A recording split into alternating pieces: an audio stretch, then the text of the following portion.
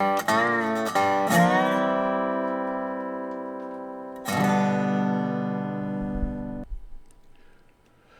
everyone, and welcome back to Morning Coffee with Craig. I'm your host, Craig DeLuz.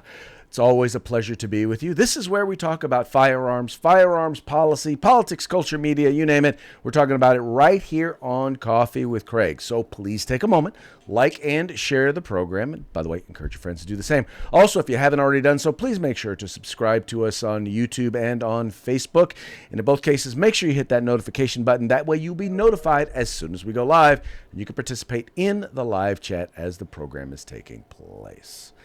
All right, let's move on to today's topic. Today's topic is about, once again, restoring rights to individuals in the state of California in particular. But this is an issue that's affecting many people nationwide, and it has to do with the right to keep and bear arms, the right to purchase a firearm by adults between the ages of 18 and 20, those adults who are under the age of 21. And the Firearms Policy Coalition has filed a petition for injunction in a lawsuit challenging California's age-based firearm purchase ban. That's right. In the state of California, if you're under the age of 21, you're an adult. You can be shipped off to the military, handed an automatic rifle, and told to defend the interests of the country. But at the same time, if you are at home, you do not have the ability to purchase a firearm in order to defend your home or your family. Obviously, we know that is wrong and unconstitutional. And to talk a little bit about this particular case, we have Associate Attorney for the Firearms Policy Coalition, Mr. Bill Sack, with us once again today. Bill, how are we doing? Craig, doing well, sir. How are you? I am doing excellent. All right. Tell us what y'all got going on. So this is a little bit of an interesting one. So your intro was right. So the case that we're talking about today is Jones v. Bonta, which is a federal lawsuit which is challenging the age-based restriction in California that says you can't buy a firearm until you're 21 years of age. So very much so, the case writ large is about an age-based ban being unconstitutional. And in fact, we recently had a Texas court agree with us that age-based firearms bans are unconstitutional. But specifically what happened in this case just recently, in the injunction that we just filed for, we actually filed for what's called a writ. We filed a petition for writ using the All Writs Act. And the reason that we did that in this case is there's a new unilateral fee shifting agreement that California recently passed as part of SB 1327. So some folks will probably remember that there was a very contentious and somewhat controversial abortion bill that was passed in Texas called SB 8 at some point last year. So what California did is California took a number of the legal mechanisms that was found in SB 8 and applied them to firearms law and said, okay, well, if Texas can use this for abortion, we can use it for gun control.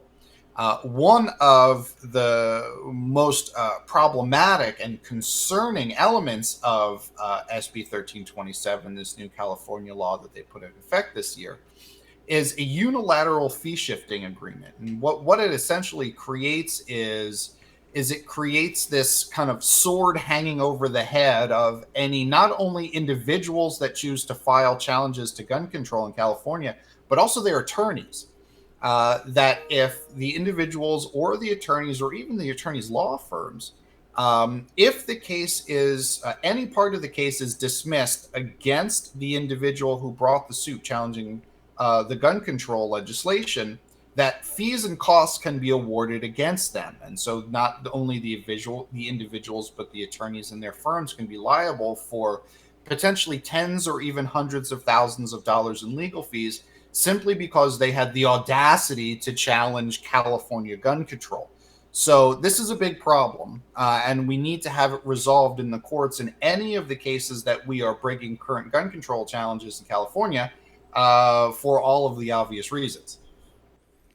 So wait, you mean if any part of the lawsuit is dismissed, but let's say 90% of it goes forward, but 10% of it is dismissed, they can then come after you they can come after the organization for all of those legal fees?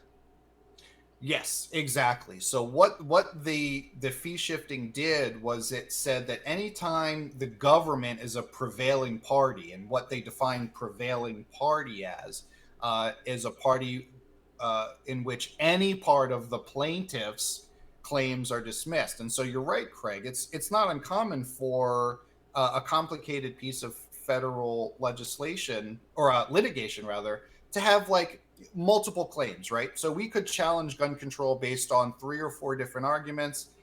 We could win the case. We could win on 9 out of our 10 claims. The last one we may ultimately decide, we might not even lose, but we might ultimately decide that we don't need to pursue it any longer because we've gotten all of the relief that we've requested by being victorious on claims 1 through 9. So the 10th one no longer even matters.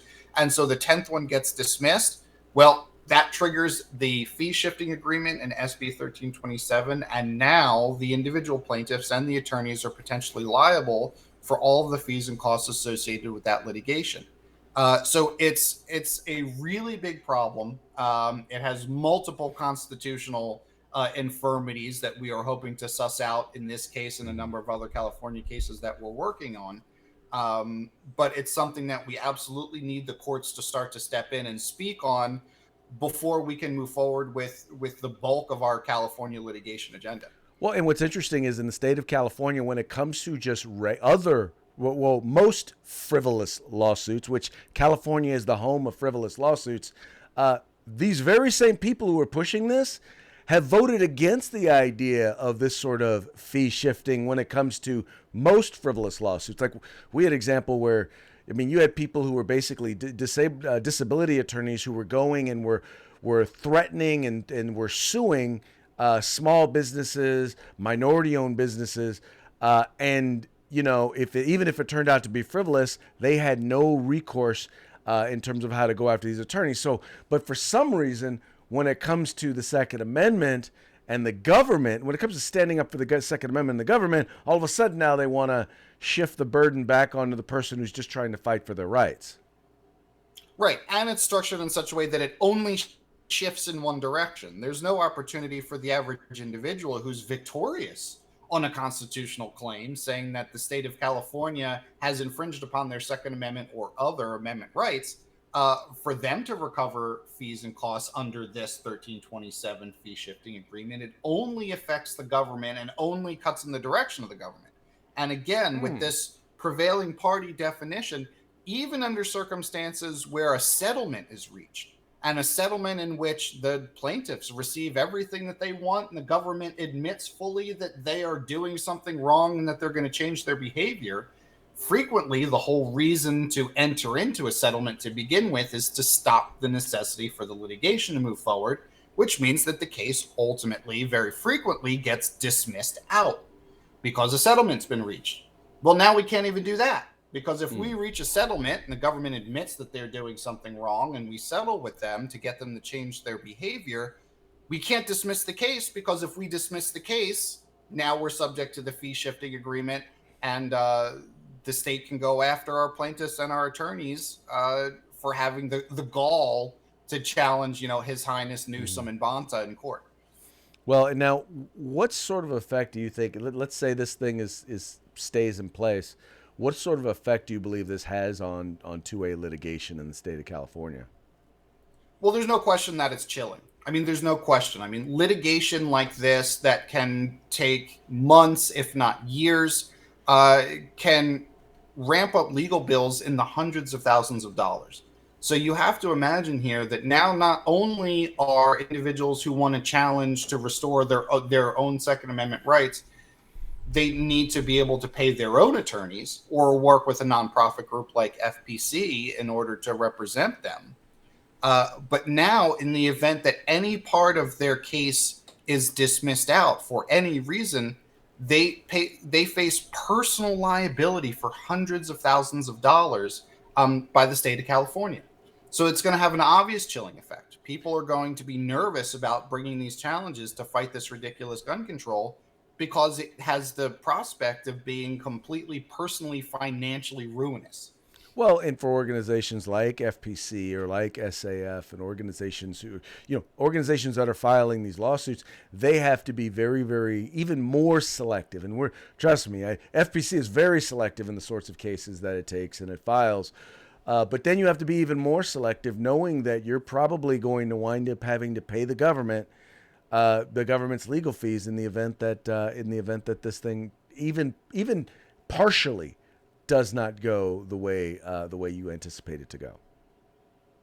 Yeah, it's a big problem. I mean, and it's going to be something that's going to have to be resolved in the near future. I mean, up to this point, I don't even know that we've gotten a California state attorney to admit or to state on the record that they actually plan on pursuing these costs.